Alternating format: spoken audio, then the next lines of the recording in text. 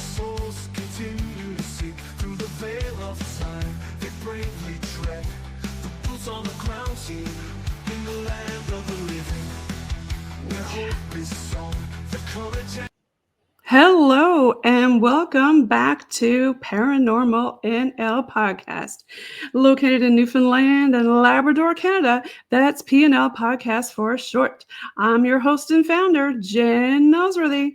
Thank you for tuning in to UPRN, United Public Radio Network, 107.7 FM in New Orleans and 105.3 FM on that Gulf. For tonight's Paranormal and Pets special on UPRN PNL segment number 52. I've got a guest tonight waiting backstage from Maine, USA, who I'll bring on shortly. Now it's time to grab your favorite beverage, a few munchies, invite along your fur baby pets, and get ready for the show tonight. Paranormal NL Podcast is sponsored by the Bog Team. It's a boots on the ground Bog Team doing historical paranormal investigations in Newfoundland and Labrador, Canada. Bog Team music heard in the intro and exit is available for download on all social media and streaming music platforms. PNL Podcast is on UPRN every Tuesday at 5 p.m. Eastern with a live chat watch party. Follow PNL Podcast and the Bog Team on all their socials and Linktree Paranormal NL Podcast. Check out their merch and smash that subscribe button. PNL Podcast believes in supporting international paranormal networking and highlighting global paranormal people, places, and things. Now, let's bring on to the stage, all the way from Maine, I've got Rob Gutro. Rob, welcome. Hi, Jen. Thank you for having me. Good to be here. Yes, thank you for being back on the show. You were previously on Paranormal NO Podcast before I joined UPRN. You were on season 2, episode 14, and I think I was just on the radio then. Yeah, that was quite a while ago, huh? It was. It was. It seems like a while ago. So tell all the listeners listening around the world who you are and what it is you do. Okay. So I'm a medium, and I decided several years ago I was only going to focus on pets and communicate with pets. So I consider myself a pet medium, and I'm also a paranormal investigator, and I'm an author of 12 books, soon to be 14, because I've got 2 coming out in the next 6 months. You've got a lot of books, Rob. I do. You do. I love to write. I love to share, and my purpose in writing books for everybody is to educate people on how the paranormal works. And there's one series of books called Pets in the Afterlife, where I teach people how to look for signs from their own pets. So they don't need a medium. All they need to do is read it. It's like going to school. Yes. Nope. That's like some of the pictures behind you there, the ones that you were talking about. And I can pull up some too as we're talking. And for the folks listening, he's got a special friend here in the room with you, right, Rob? I do. Our dog Dash is snoring softly, well, somewhat softly, next to me. He's 17 years old. He's a Dachshund Chihuahua mix. And unfortunately, he's got chronic bronchitis, like his dad. So, so he kind of snores. Welcome on the show to you and Dash. We really appreciate having you back on. So, yeah, you're kind of a jack of all trades here. In addition now to all that, you didn't mention that you're also a bit of a scientist. Hey, that's the reason why I put some energy balls around over here next to you. Yeah. So by trade, I'm a meteorologist. And as a meteorologist, it's important for me to try to figure out everything by science, how the paranormal works with science. So I base everything on the science of energy, because when we pass away, we have energy with us. We have physical energies, and those energies combine with our memories and our personality and the knowledge of this life that we lived, and that's really a soul. I was just going to say that. That's what, when you say energy, isn't that what the soul is? It's us. It's our energy. Yeah, exactly, Jen. So, and what I've learned is that we make a choice when we pass away, and that is, most of us cross over. We go to heaven or Valhalla, whatever you want to call the other side. But some do not. Some decide that they're going to stay behind because they fear the other side, or they want to stay behind for some other reason. And that, Right. I call that a ghost. So ghost is earthbound, spirits crossed over. And there's a big difference in how they can get to people and communicate. So I explained those in my Ghosts and Spirits series of books. Yeah, there is a big difference, when you think about people say, oh, their house is haunted and whatnot, like you said, is it a ghost or is it a spirit? Is it Mhm. something that's seeped into the actual wood or stone of the building, or is it a residual? Like, do you talk about things like that or believe in residuals versus an actual haunting of I spirit versus do. Yeah. ghost? Yeah. So I talk about the residual imprint of energy that people leave behind. Right. And that residual energy that's impressed within the walls of a building can come out when we bring in our living emotional energy, um, versus intelligent haunts, which are just actual ghosts that can communicate with you. So residuals cannot; they're just impressions from the past. But intelligent ghosts are actually ones that decided to stay put. Now, what in relation to pets? What do you think is the difference in that with pets? I mean, a lot of people might see different apparitions versus, um, you know, uh, maybe just sensing energy. So I've come to realize that pets are much smarter than humans will ever be, because most pets will cross over where they belong. Right. Very few stay behind. I've only encountered four. So, and so your pets, for everybody listening, your pets have very likely crossed over because, number one, any pets that you've had that crossed passed over before are likely there to greet them. Number two, any humans that you have in spirit are likely there to greet them, and they all encourage your new pet, your pet that just passed, to come over. Yeah, So, I really like that you mentioned that because we had a couple of things happen recently. We had a pet pass recently, but before they even passed, we had this thing happen where we were both sitting down, myself and my husband, and there's this door in the TV room. And on the back of it, I have all this, I guess you'd say, costume jewelry that I used to wear. mhm. So we were just sitting there watching TV, and all of a sudden, bang, the door slams open. All the jewelry starts shaking, and we hear this big plastic ball come across the floor. And we look at each other like, WTF? Like, did you just see and hear that? But then we also saw this thing on four legs go by really fast.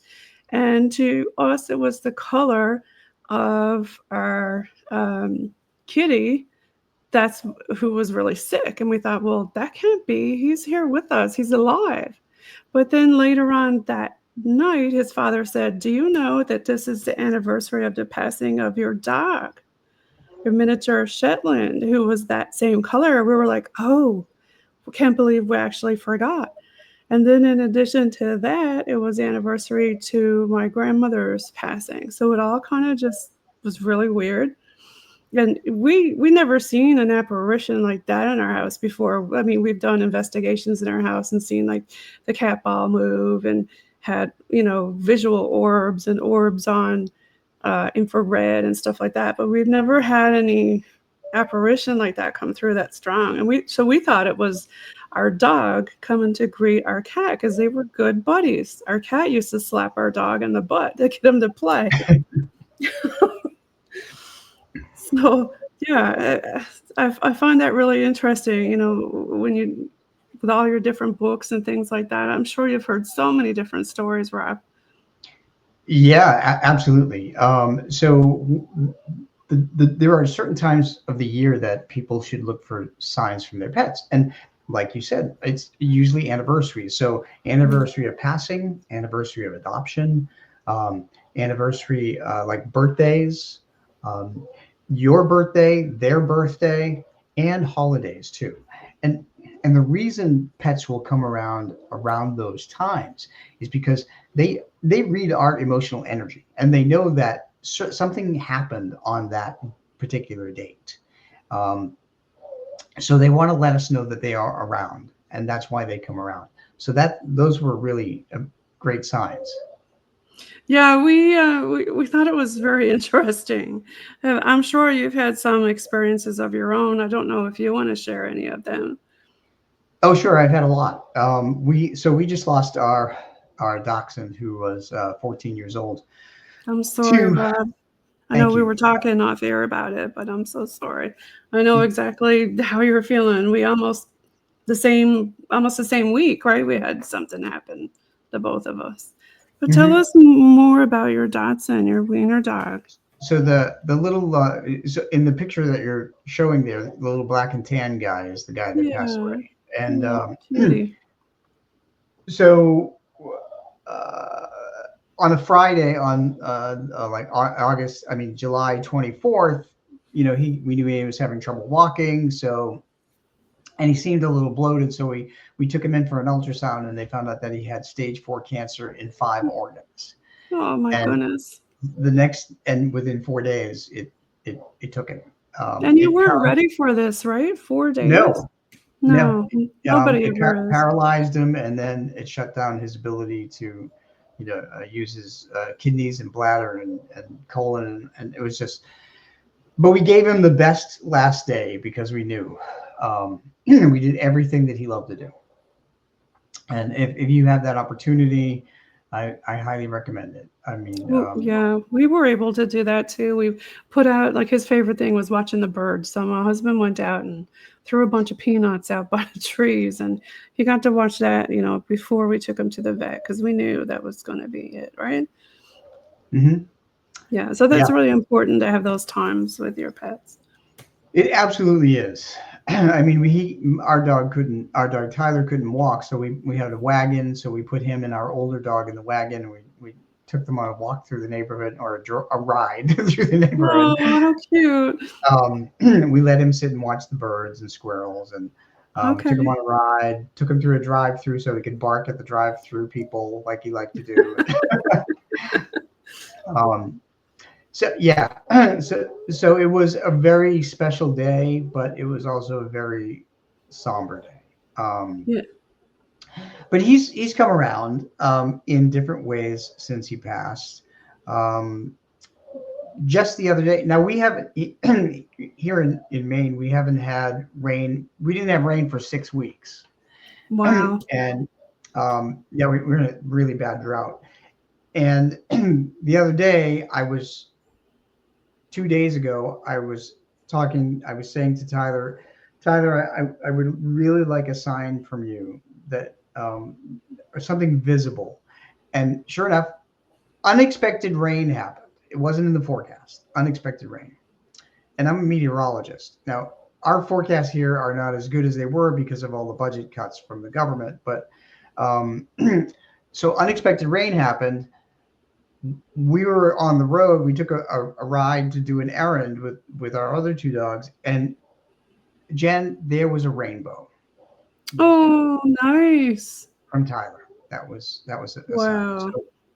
So and in terms of rainbows are usually short-term events. So you have to be going the right direction. You have to be looking in the right way. You have to be looking at the right time to see that rainbow. You do. So spirits will influence you to be at the right place at the right time, looking in the right direction to see a sign. They also do the same thing, like they're influencing you to be at the right place at the right time to see a pet that looks like them sometimes. So has that ever happened to you? Yes, yeah, it has. We've had just some really, different things happen. Like, one of my guests who were on the show made a really cute kitty cat picture for me, and she made one for her dog because her dog had passed. And strangely enough, AI put my cat's toy in her dog's AI. I don't know how and why it's there, but we had that cat. The toy is a rainbow worm. He looks like a worm. He's got 2 eyeballs, and we brought that with the jingle bells on it. And we brought that with us when he passed at the vet. That was the last thing that he saw, Wow. right? So, to me, that was a sign. Absolutely. Yeah. But Yep. everybody sees signs differently, right? They do, and it's all very personal, of course, but it's really about being aware. So Right. when earlier this summer, my friend Kenny lost his Bernese Mountain Dog, and his Bernese Mountain Well, Dog's name was Jackson. Now, Jackson is Jackson. a very unusual name. Um, so, and Bernese Mountain Dogs are not the most popular dogs by any means at all. Labrador Retrievers, German Shepherds, Poodles. I think those are the top three breeds, something like that. But I've only seen a Bernese Mountain Dog once in my life before I met Kenny, and after his dog passed, I told him, I said, "You're going to start seeing signs from Jackson," and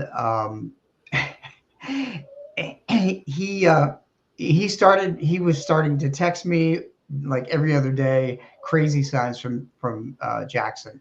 And when I was in traffic one day, and I was supposed to call Kenny to get together later, and in front of me there was a car with a bumper sticker that says, "I love my Bernese Mountain Dog." No. I've never seen that, See? that bumper sticker before, so I called him and I said, "Hey, Kenny, got a sign from Jackson, just to You're let you like, know." guess what? Yeah, Yeah. Yeah, there are so many different signs that people can have. And I know you said you're a medium. Like, in what way do you help owners with your mediumship? Or do you do that for folks? Or I do. So I I do pet readings, and I do them by email because it takes a lot of concentration to listen to a pet, and pets will communicate. They will repeat words to me that they have heard when they were alive, or they'll show me images. okay. And that's the way they primarily communicate with me. Sometimes they will give me tactile sensations, like when I'm doing readings. Cats tend to like to brush part of my face, or walk by my ankles, or jump on my lap, or something like that. But I do readings, and they take about 60 to 90 minutes, and I charge a small fee for them. Um, and I'm booked out a year, pretty much, Wow, wow. August 2026.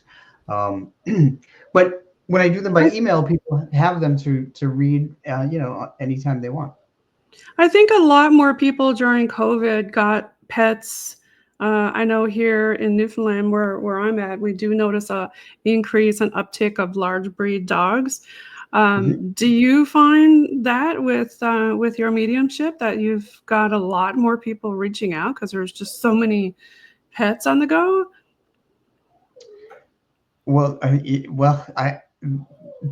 people find me from all over the world, so I do pet readings from everywhere. Actually, I did one last night from the Philippines. Oh wow, So really? yeah, Okay.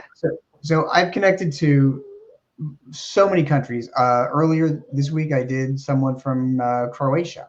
Um, I've done Turkey, UK, Canada, of course, Mexico, um, Peru, even everywhere and anywhere you can think of in the world. All over the world. That's right. Everybody have pets. Now, I'm sure it's not just cats and dogs. You must get a lot of other different animals, do you? I do. I Do do. you? Rabbits have become quite popular, and I get a lot of readings for rabbits. I've done ferrets and horses. Um, Okay. I've done pet rats and gerbils and pet mice. Wow. Yeah, so all kinds of animals, and they each have the ability to convey what they've seen and what they've heard where they live. So, some more than others, of course. I mean, um, for instance, a border collie. There was one border collie I know that was well known to have understood 1,000 words. 1,000 words. 1,000 words. So I can't imagine connecting to that dog because I would never get off the computer. Well, you know, it's funny you mentioned that because I used to have a cockatiel bird when I lived in Texas.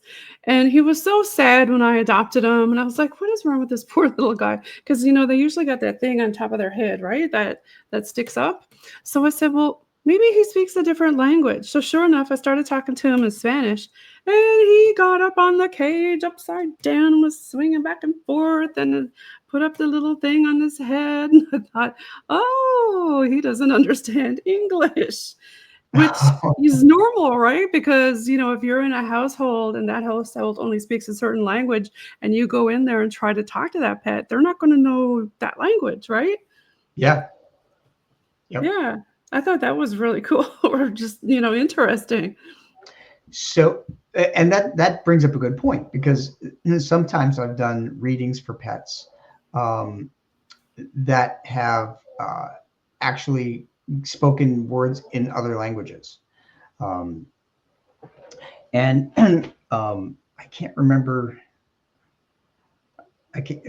One dog that I was doing a reading for, and I can't remember what language this was, but the dog came through to me and he kept telling me about problems with his eyes, like it made my eyes feel sticky and dry and so forth, and Okay. and then he said the word um, oingwe, and I'm Oink, like, oink. what does that mean? So I typed it up and I put it in the reading and I said, your dog keeps repeating this and I don't know what it is. And um, just I just finished the reading and I went back and I looked at the email and the pet parents were from South Africa. And the mother noted that sometimes they also speak in Afrikaans. Okay. So, of course, I went to Google Translate and I put that in there, Right. and it says eye opening. Oh, Like okay. so, at the opening of the dog's eye is where there was a lot of infection, a lot of problems. So Right. the dog was telling me the word in Afrikaans. So I'm learning a word from another language from a dog in spirit. That's so interesting. I love that. Yeah, because a lot of people don't think about that, right? I No. mean, pets are just so intelligent. They pick up on everything, don't they? They do, and so and what's interesting too is that sometimes um, they will come to me before I'm supposed to do their reading, and they will influence me to do their reading, and sometimes I don't even know it. So here's an example about a cat. I think you'll love this one. Um, Okay. on July 2nd of this year, before I opened an email, a spirit cat gave me a sign that her mom was going to contact me for a quick reading for a rush Right. reading. So Yeah. after dinner, I decided I was going to actually take 45 minutes of time to relax, and I watched an episode of one of my favorite shows, Supergirl, on DVD. Um, but the episode in the queue was called Valentine's Day. Hmm. The cat's name was Valentine, as it turned out when I opened the email to do the reading that was next. Oh. So I had to tell the pet mom, this is what happened. This was the name of the episode that I watched, and then I opened your email to find out that the cat's name was Valentine. That's not a coincidence. That's so interesting. Now, Rob, what about like wild animals? I know a lot of people say that, oh, you know, an owl is supposed to be a bad omen, or a crow, or, you know, the classic one is a red cardinal. That's supposed to be a human Mhm. spirit reaching out after life. What do you say to people about those type of things? So cats and dogs, any domesticated animal, can help influence any wild animal to behave oddly. So it doesn't really matter specifically what bird it is. Um, Okay. so, so they can influence robins or cardinals or blue jays or owls or anything.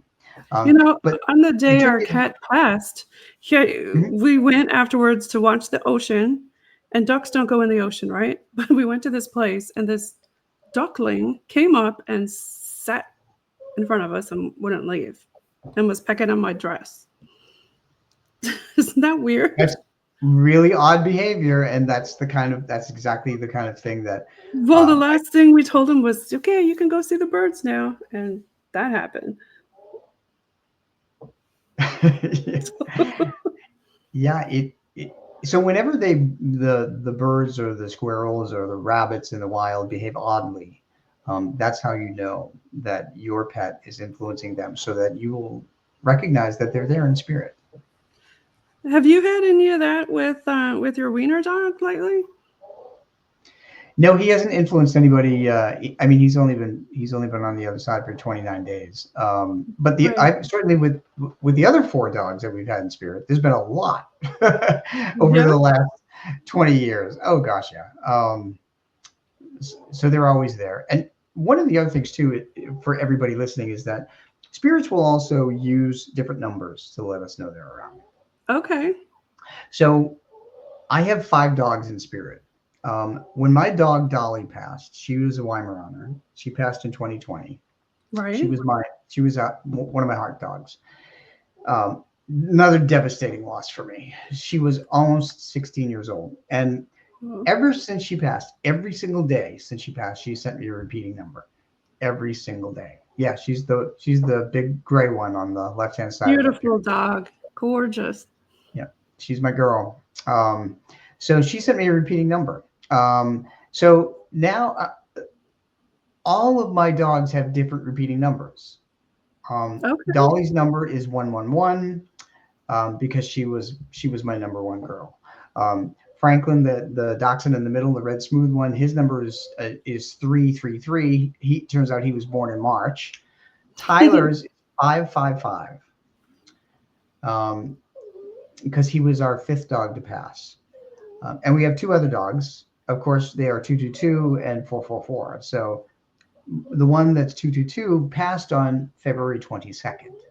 So, and I bring that up because if your dog or cat passes on a certain date or it's their birthday, look for those numbers.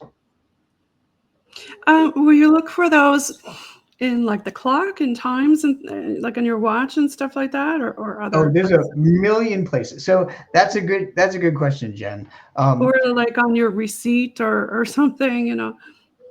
Yeah, so a receipt, a license plate, in front of you. It could be a temperature. I have of course, being a meteorologist, I have a weather station in my office. Right? So I can't tell you the number of times that I have seen repeating numbers on my weather station, like 44.4 degrees Fahrenheit, Okay. you know, or whatever, 222, or any something like that. So yeah, times, temperatures, receipts, license plates, email stamps, email timestamps. You'd be surprised how many times you will get a repeating number from an email timestamp when you're Wow. just going through your email. You go, oh my gosh! Just today I was going answering emails, and I stopped on one and I opened it up. Most of when you get a lot of spam, you'll open one up and the timestamp was 3:33 from yesterday, and I thought, oh my Hmm. gosh, that's Franklin's number. So he made me stop and look at that email, and that's how I A knew. lot of people sometimes say that the numbers have some things to do with the angels and things like that. Have you heard that before? Yeah, they call them angel numbers. And really, what an angel number is to me is that it's a number from a spirit that they give us to let us know that they're around. Yes. And that's a good segue into your other books. You're also a paranormal investigator, and you have several different books about investigating the paranormal spirits and ghosts. Yes, yeah, I have. So I have two. I actually have three different series about ghosts and ghosts versus spirits. So one is ghosts versus spirits, the difference between the earthbounds and the ones that have passed over. And that series includes paranormal investigations, plus other stories like about spirits who crossed over, like my dad, who um, helped me prove to my mother and my brothers that he was at his own wake and his own funeral using a handkerchief. And it's actually in that book, Ghosts and Spirits, that you just put up. So, um, so that, yeah, so that convinced my brothers that my gift was real. Um, there's that, and the other two series are Ghosts on a Medium's Vacation, because whenever I go on vacation, my guard is down, if you will, and ghosts can get through to me. So those books, there's three in that series, and they're Ireland, England, and the Birdcage Theater.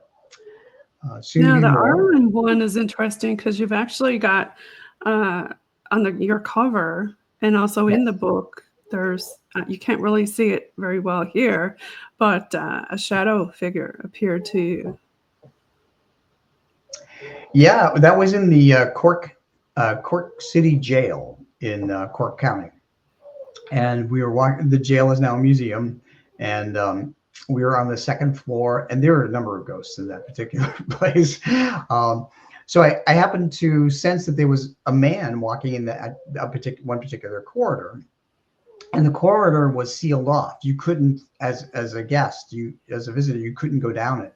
But I knew that there was a man walking around there, and I didn't see anybody, and I kept clicking my camera, my taking pictures on my phone, and I took three in sequence, and in the middle one, there was the figure of a man that was walking across the corridor, and And he is that's why we do three, right, Rob? yeah, that's why we do three. Yeah. Yeah. Now, there's so many other books. My goodness. And let's see, Ghosts on a Medium's Vacation, the Birdcage Theater. I'll pull this one up. Here we go. Yeah, and Jen, I have to tell you that is actually me dressed as Wyatt Earp back in 1993 when I first visited Tombstone, Arizona. Oh, wow. That's me on the cover. I love it. I Yeah, wanted to bring up another one where you recently were at and spoke in front of a group of people. I want to say it was at Penn. Yes, here we go. You're at Penhurst at the yeah, asylum. it was the Penhurst Asylum Paracon. Yeah, that was crazy. So I was invited there because of my connection with pets, and one gentleman who and his wife who run the whole thing, he lost a dog, and Oh, I gave okay. him a I was reading, going to say, and why at Penhurst? What's yeah, pets and Penhurst? Okay. so they brought me there, and then Yeah. they were trying to get a speaking time for me, and it turned out I came on right before the headliner, Josh Gates. Oh, Josh was there. I love Josh. Okay. He Yeah, he was was here in there. Newfoundland investigating Amelia Earhart. Yeah. Oh, was he? Yeah. Okay. Mhm. So um, so I got 25 minutes to speak about how pets communicate from the afterlife, and there were over 650 people in the tent, which was Wow. amazing. Where there were, Uh, I bet there was a lot of questions and stuff like that. Hey.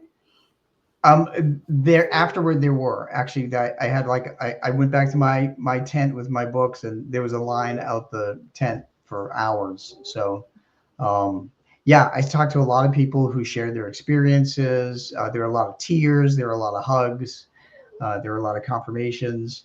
Um, it was a pretty amazing experience for me. Did you get to investigate Penhurst yourself, or do you go with a team, or when you do investigations? So I purposely did not want to investigate Penhurst because I went into one of the buildings Mhm. and there was enough there for me during the day. I went up to the second floor of this one particular building, and I heard a little girl scream, and there were no children at the Paracon. And I asked the person that was escorting me, I said, "Did you hear that little girl scream?" And she said, "No, I did not. But this particular wing is the child's wing in Penhurst, and that's Okay. and children would scream because they couldn't be heard otherwise." So That's soon. I said, "Yeah, okay." And then there were a couple of other encounters in that same building, and they said, "Oh, you go on the investigations at night?" And I said, "You know what? No." You're like, no, thanks. Yeah, I said, Yeah. I just came in this building because you get refreshments there, you could cool off. There's a gift shop and so forth, and I was like, I need to go to bed at night. Right. Yeah. So you like to stick to the happy spirits, not the dark weird stuff. Well, I do a lot. I do a lot of the darker ones that are earthbound or in trouble. But Penhurst was, because I was there for pets. I was there to communicate with pets and talk about pets. Um, I didn't want. I couldn't have all my energy expelled communicating with people that were in the asylum, because It is emotionally. draining, isn't it?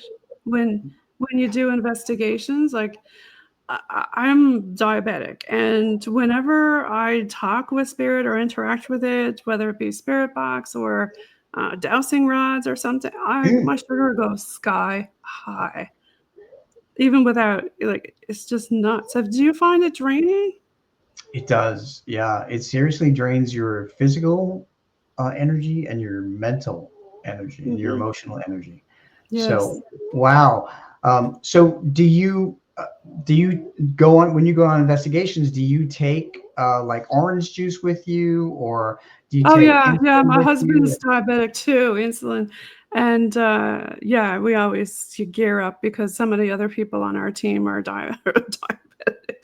So yeah, we got to watch out. Yeah. So I mean, that's a really good point. Is that so?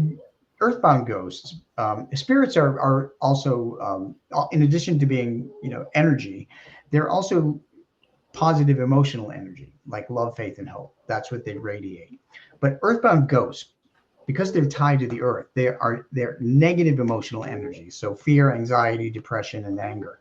And because they're negative emotional energy, they can adversely affect people, especially people Yes. who have different types of chronic illnesses like asthma. Like I have asthma. Um, so um, in my new book, I've had it. I uh, haven't talked about it on air, but I've had when we've done some investigations, I've had some serious physical stuff happen. Like I've been scratched. I've had to go to the hospital for different stuff. It was just weird. And we always do protection and things like that, but some places are just next level and you just don't want to go back there.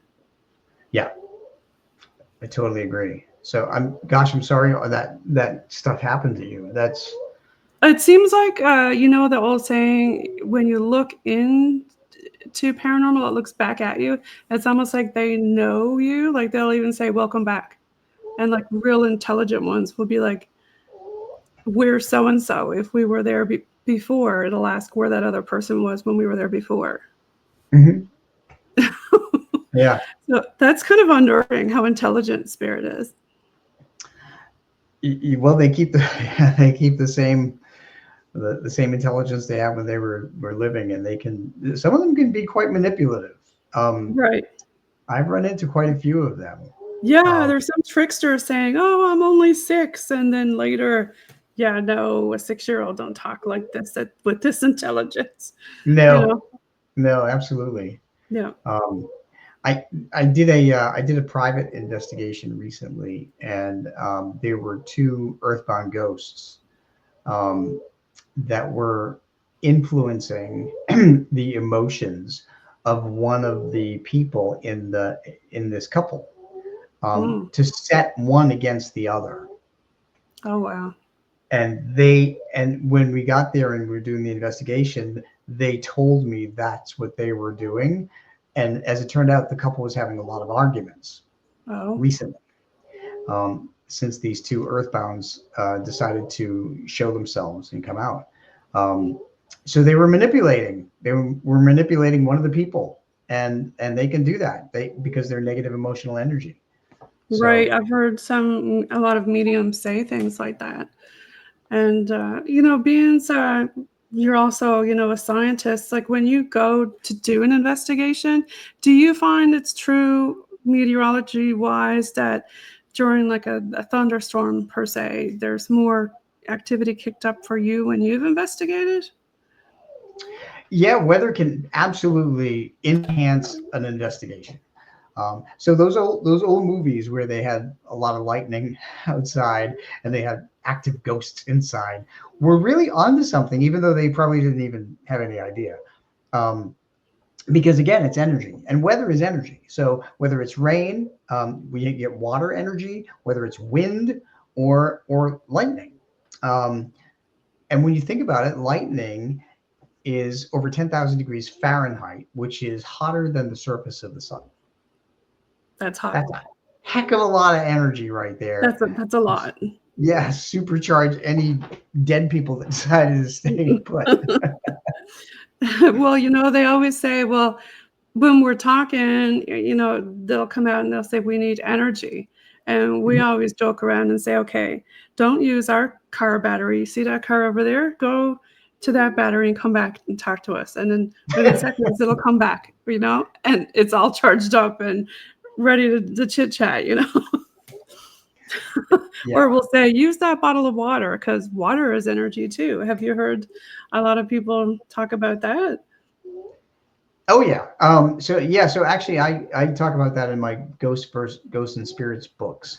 That water energy is a very big source of a source for ghosts. As a matter of fact, I have found that many of the towns that have the most active hauntings are either by a river, stream, by the ocean, or by a lake. Okay.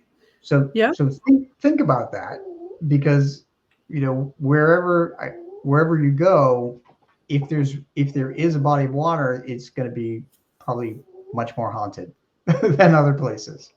Well, we're on an island, and there's a lot of ponds Oh, and rivers and streams, and there's ponds all over the place. And it seems like when we like to do just impromptu investigations out driving around, and just there's water everywhere. So this place is not only the oldest city in North America, but we got a lot of water. So I really do think it ramps stuff up.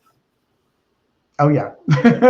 I mean, you're on an island. You couldn't be on a more active spot with Like all in that the water. if I take, let's see, if I move this around and take this off for a sec. Whoops. Well, on the logo here, you'll see I've got a lighthouse, your classic Kraken and all this stuff, Yes. because that's our coastline. That's what it looks like. We like to make fun of it and call it RDF, rain, drizzle, and fog, because that's just about usually what we get, right? So yeah, I think it really ramps up. And then when we've done investigations like in houses, if it says, oh, I need more energy, like we'll like sit out a bottle of water or something and we'll here, use this, right? Or don't drain our battery, just use this or something. Yeah, that's pretty smart. Have you tried different things like that, like putting out other sources of energy for it to use instead of your energy from your body so you don't get drained? Well, they actually feel free to take whatever they want. So we've like you, we've lost a lot of batteries. Um, Yes. whenever we go on investigations, we always keep batteries outside, extra Yeah. batteries outside, so that we can bring it in. But yeah, Yeah, we go through a lot of batteries too on investigations. Now, there's a couple other books that let's see, we haven't talked about. I know we talked about ghosts and spirits. There's another one, lessons learned when talking to the dead. Do you have any lessons that you want to give out to folks? sure. So so that book, I wrote that book as kind of a question and answer book to the paranormal. So all things that you can think of, any kind of questions, like how do you protect yourself? How do you clean energy? Um, Um, uh, what's the difference between a ghost and a spirit? What's the difference between how they communicate? All the different forms that earthbound ghosts can assume, whether it's ectoplasm, whether it is shadow figures, whether it is orbs, the most simple form a ghost can take. The difference, more into the differences of ghosts and spirits, like ghosts cannot actually come into your dreams. They may influence them to be bad, but spirits can come into your dreams. So that's how you know if somebody's crossed over. So yeah, lessons learned from talking to the dead is I've been told that it's probably one of the best reference guides to figuring out the paranormal, and I'm humbled to say. Um, there was one paranormal radio show host in, I think it was in Kansas, that interviewed me about this book, and he was very happy with the book, and it was a great interview. And unfortunately, he passed from a heart attack like the Oh, week after I was oh on his show. gosh. So Really? my episode never aired.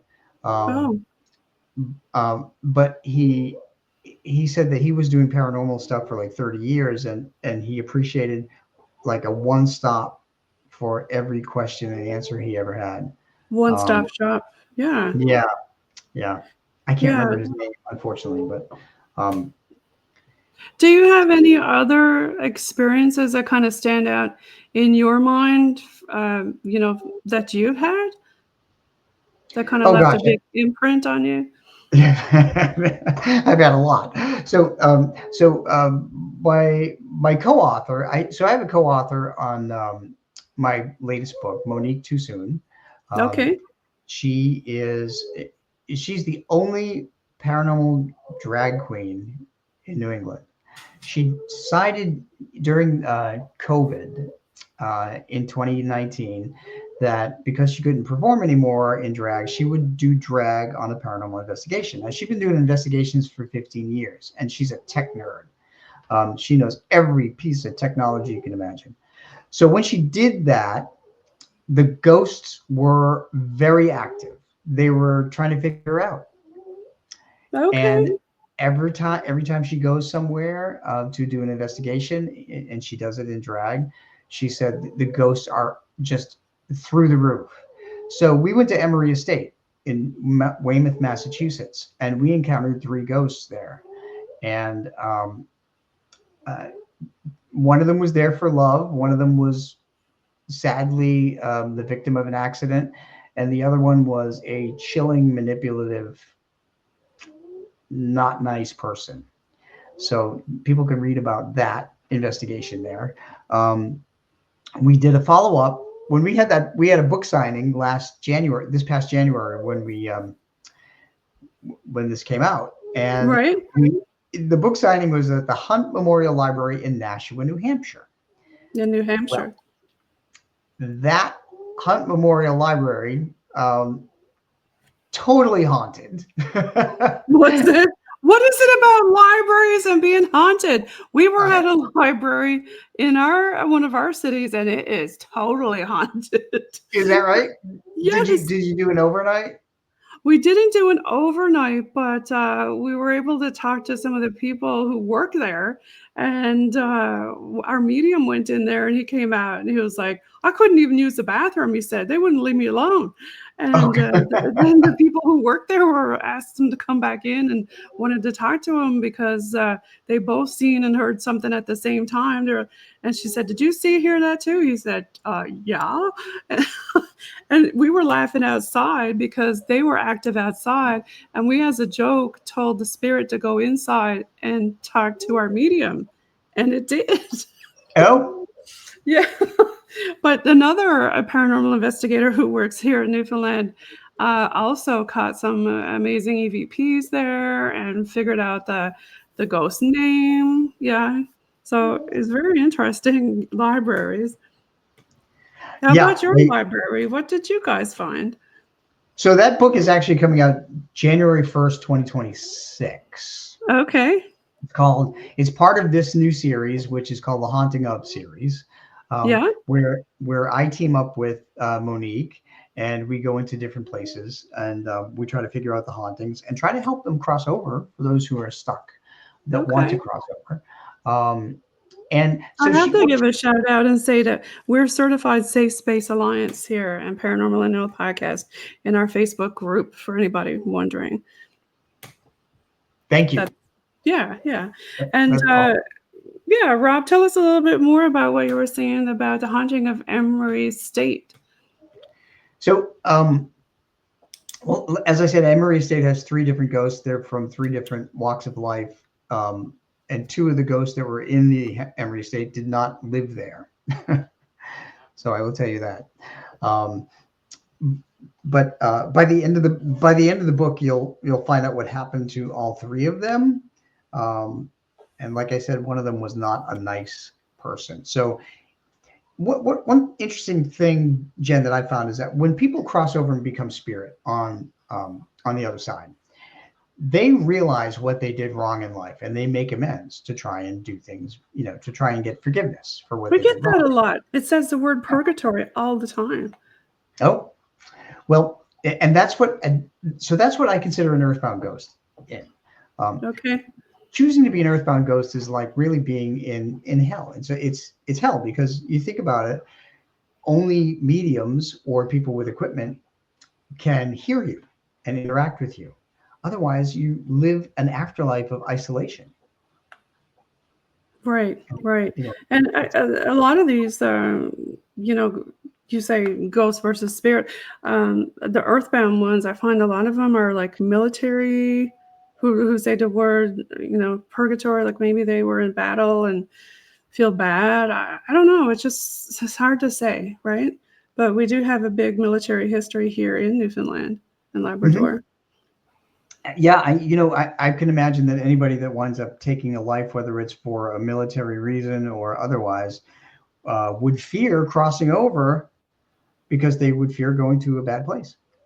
But one thing I've learned from spirit, and this is in lessons learned from talking to the dead too, is that there's no hell.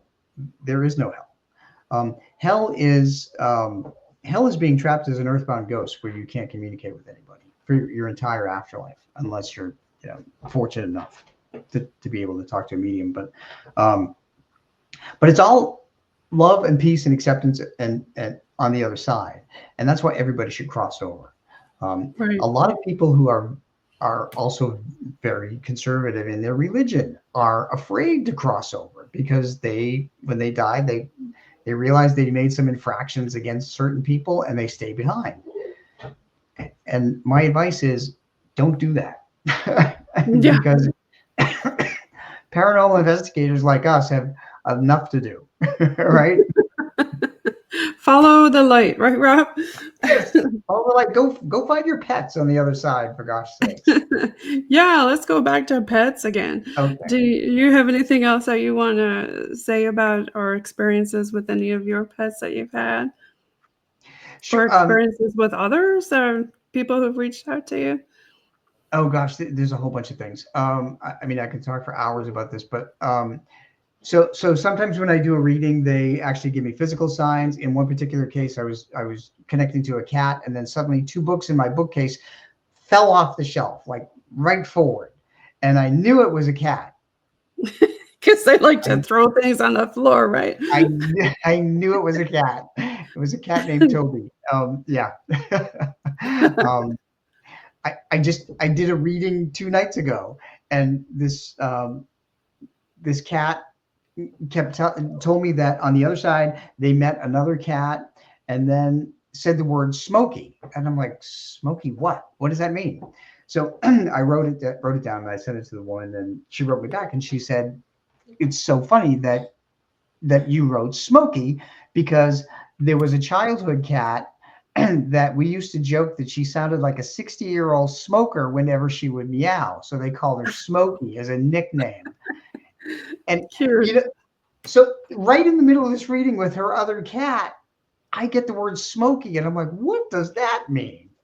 But spirit knows how to communicate. So That's isn't that right. cool? Yeah, they really do. And like you said, there's always different signs that pop up, right? Whether it be those or like we discussed earlier, numbers. Yes. Yeah.